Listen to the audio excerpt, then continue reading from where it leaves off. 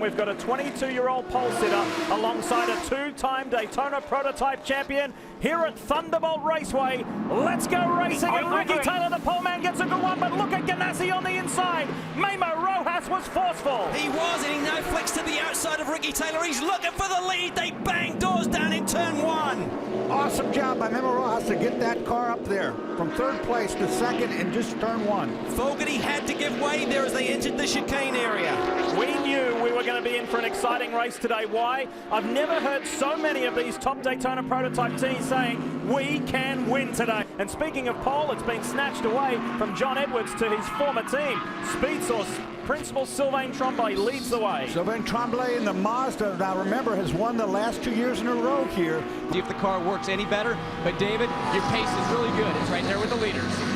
Whoa! Speaking of the leaders, there goes Taylor. Contact! Right there. Fogarty turns Rojas, and Donahue goes through. And he's high-centered. I think he's going to get, no, he got it going. That's good.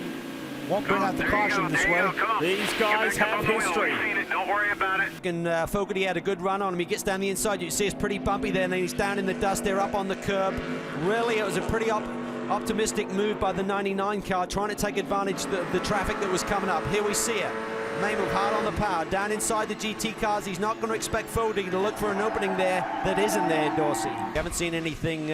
Oh, here we see the 2 car and the 40 car, really high speed. That fast sweeper on the front straightaway. Oh, that's 140 mile per hour corner, top of 4th gear. Well, more dramas on the track. The 99 Oh, this got damaged trouble. left rear corner is broken. Yeah, he's broken suspension on the left rear. They had gotten together. The 90 went on, but there was contact, and that left rear is definitely askew. Well, just good hard racing so far right here. Well, Podlicchio had got, because the 90 car was behind the 8, and then suddenly Terry dives it down the outside here. Oh, it's the 2.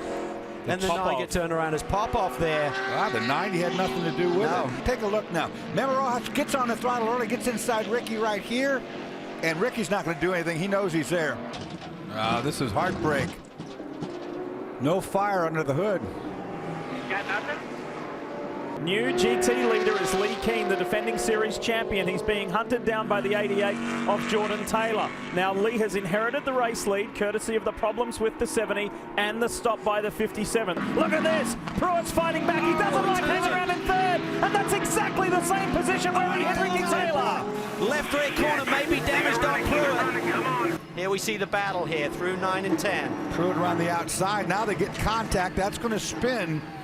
Watch this, right there. Oh, man, right on the wheel, too. I think him in the door or anywhere else, but it hit him right in that corner of the suspension. I think Scott thought that he once he realized he wasn't going to make it on the low side of Alex, he gassed it up and tried to go around the high side. But here's the death blow right there. That's where he got caught there.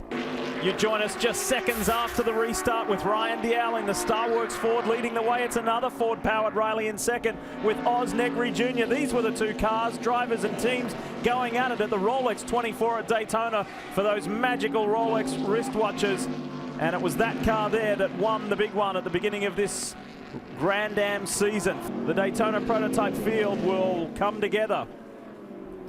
This I'm hearing is debris on the front stretch. There's part of it right there. It looks like we're going back to green. Ready to go racing with just over 34 minutes to go. We've had a different winner in every race in Daytona prototypes this year, and odds are on for another one. Look at Dane Cameron on the inside in that Mazda. Wow, that was a forceful move. Great drive. It was up front that we had to go. As Max Angelelli's been trying to find a way by Ryan Dial, drops the wheel to the inside, gets grip, and muscles his way into the lead. This diminutive and rather funny Italian can drive a sports car. Max the Axe Angelelli and Ricky Taylor finally win at New Jersey Motorsports Park. There's the 22-year-old Ricky Taylor and his more experienced co-driver. They finally break that podium hoodoo. But for Emil Asentato, the Pro-Am driver, former series champ, and Jeff Siegel, what the partnership they are with AIM Autosport. Let's not forget about the Canadian boys who prepped this car from Daytona prototypes to a Ferrari 458. It's been a steep learning curve, but they are back-to-back victors in GT racing in Rolex Series competition. There's Emil and his co-driver Jeff extend their championship lead. Wow. What a race. That 2 3/4 hours flashed by.